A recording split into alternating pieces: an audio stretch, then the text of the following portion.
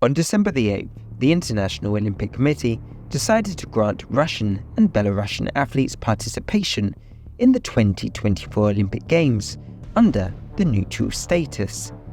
The main restrictions for Russians and Belarusian athletes include participation only in individual competitions, the ban of Russian teamed participation, and prohibition on the use of national symbols. Ukraine criticized the IOC's decision. The Ukrainian Ministry of Youth and Sports described the IOC Executive Committee's decision as irresponsible because it allows Russian and Belarusian athletes to hide behind phony neutrality. The foreign ministers of the Baltic states condemned the decision of the International Olympic Committee, IOC. Swedish Minister of Sports Jacob Forssmed noted, "The neutral flag is an illusion. It only normalizes Russia's war of aggression." Yet, the stance taken by the IOC's leadership highlights the lack of a unified position within the sports community regarding the unequivocal rejection of any attempts to rehabilitate the aggressor country through sports. According to Thomas Bach, the head of the IOC, the decision to admit individual athletes from Russia and Belarus to the 2024 Olympic Games is justified. He argued his position as follows: individual athletes cannot be punished for the actions of their governments. The war in Ukraine. It is one of the 28 wars and conflicts that take place in the world right now, and all other athletes compete peacefully with each other. With this in mind, we at the Ukraine Crisis Media Center took it upon ourselves to remind about the damage Russia's aggression has caused to Ukrainian sports. 361 Ukrainian athletes have died in the war with Russia as of the beginning of October 2023. More than 3,000 athletes and coaches protect the territorial integrity of Ukraine in the ranks of the Ukrainian armed forces. During the invasion, the Russian Federation has damaged more than 350 sports facilities. About 100 objects of sports infrastructure has been completely or partially destroyed.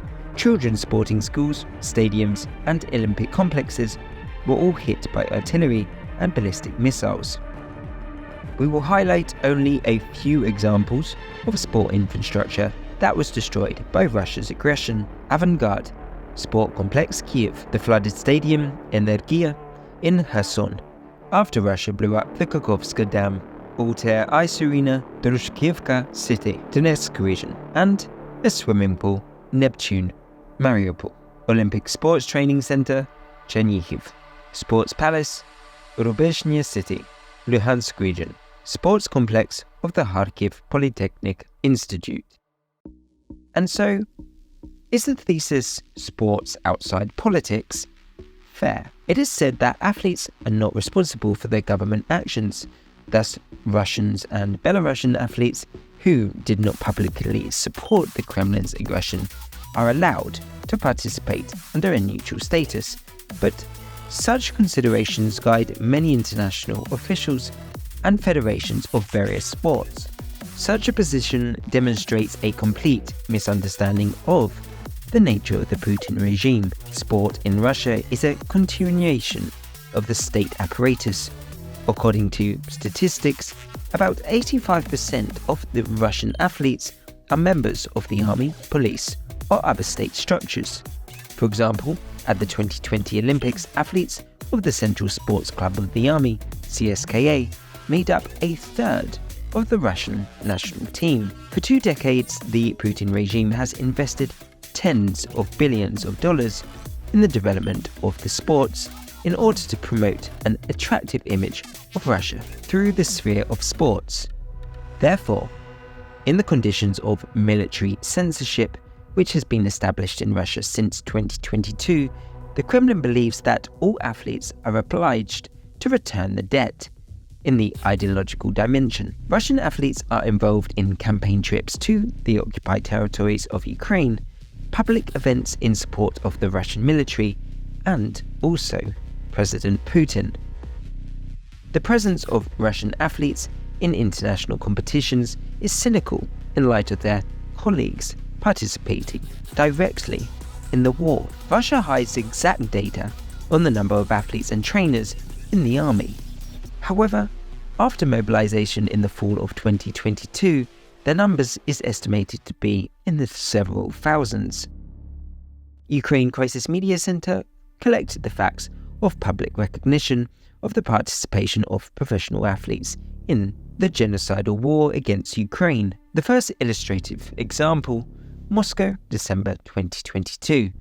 Volunteer squad of the Union of Mixed Martial Arts consisted of more than 100 current and former professional athletes. As of the end of 2023, it is known about the following killer athletes in the army of the invaders. Yevhen Prokopchuk, winner of the 2019 World Judo Championships. AMC Fight Nights middleweight champion Volodymyr Minyev. MMA fighter Ravil Korobov. Figure skater Vradoslav Tarasenko. Husband of Olympic figure skating champion Yulia Lipnitska. Champion of the Kukushinkai Karate World Cup Viktor Horn.